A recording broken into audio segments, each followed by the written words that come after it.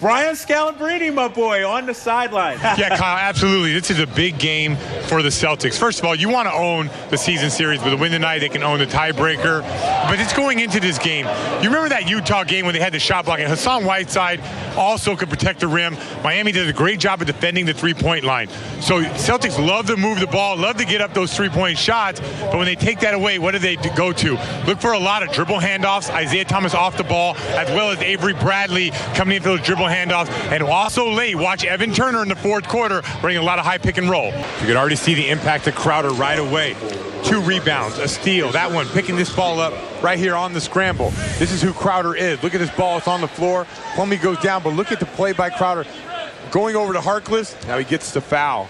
Up to his old tricks on the defensive end already. Now this year Kobe really hasn't been the Kobe that we have known, but does he have one Kobe-esque, if that's the word, game left in him? I hope not. I mean, I thought he was pretty well back in the Garden back in December, and he made those big shots. You know, Kobe's going to be a guy, everyone's thinking he's not the same guy. He is. Let me tell you why. He's clearly lost it because of his body, but he's third in the NBA in shots per 48 minutes. It's DeMarcus Cousins, Curry, and then Kobe. So even when he's out there, he's still aggressively trying to shoot, and he's going to shoot the ball whether he makes it or not. So that's how he's going to go out, which could be helpful for the Celtics. If you're a player inside the locker room, how are you feeling about this win tonight?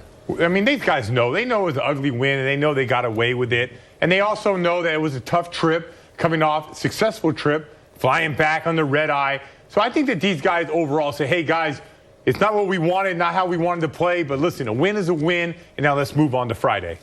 For 2. I like that screen by Solinger. He's a couple steps off. Once Avery started going, that's when C.J. McCollum hit Solinger, and he was done at that point. When you have 2 ball-handling guards like Dame Lillard, C.J. McCollum, did it make it that much more difficult going into a game and taking away both guys? What do you watch for early from Crowder?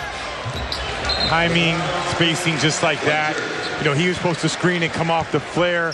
You know, everyone's got to get back on the same page. It just doesn't happen. All right, guys, thanks very much. My first question to you, I mean, obviously just a huge, huge win for the Celtics, for Brad Stevens. What about for the guys in terms of confidence? What do they take away from this? I mean, they have to think of themselves as an elite contenders now. I mean, that's the way I would look at it.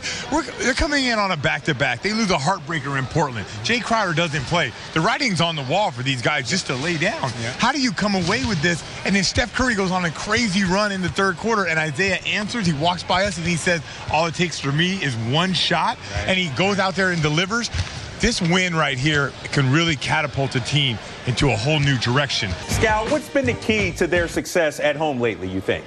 Well, I think they're feeding the energy off the crowd, and it's starting on the defensive end. When they're locking down and they're getting those turnovers and they're getting out and running in transition, I got a chance to talk to Brad about that. He said he loves the way that this team is playing in transition and the energy they play with at home, driving the ball to the basket and kicking it out for 3. Everyone on this team has a role in transition. If you're a runner to the rim, they're running to the rim. If you're a guy that's going to spot, you spot up. So Brad really likes the way this team plays, and I think it has to do with the energy of the crowd getting behind him. All right, look at this NBA play right here. This is the best of it.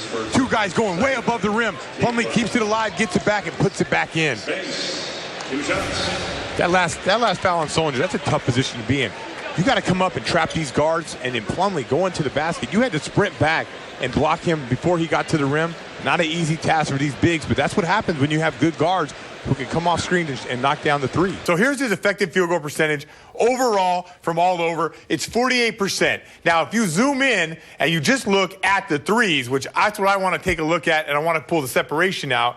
When you look at the threes, he's shooting 51%, which is not bad. It's not a bad percentage from 3 when you're talking before March 2nd. But just, you guys see the difference. Let's look at what it looks like now when we go all the way over to since March 2nd. So this is before March 2nd, and now we have after March 2nd, and this is what. So clearly you can automatically see less mid-range jump shots, and you see more red around the perimeter, more threes, and you're seeing pretty strong in the restricted. But let's just go and zoom in right here on his three-point shooting as far as his effective field goal percentage from 3. Now it's 62%. That's a big-time jump. All right, welcome back to the Moda Center. I'm here with Coach Stevens. Coach Stevens, big game tonight. Do you look at this game as a pivotal game for this road trip to be successful?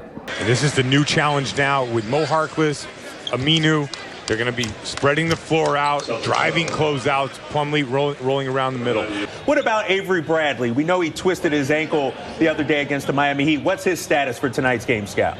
So Brad said he's completely fine. He's good to go. But you got to look at this matchup with Hood. And the funny thing that Utah does, they're going to try to exploit matchup, maybe run a 1-2 pick and roll to get Isaiah Thomas guarding a guy like Hood. Or the issue is going to be Avery Bradley's going to have to remain solid and not come off the body, because every time they do a switching, any type of that switching action, and you got Hood on Isaiah Thomas, they get to the paint and they shoot right over the top. So Avery Bradley's going to have to be locked into Hood, and they don't want to go to those coverages when they're switching.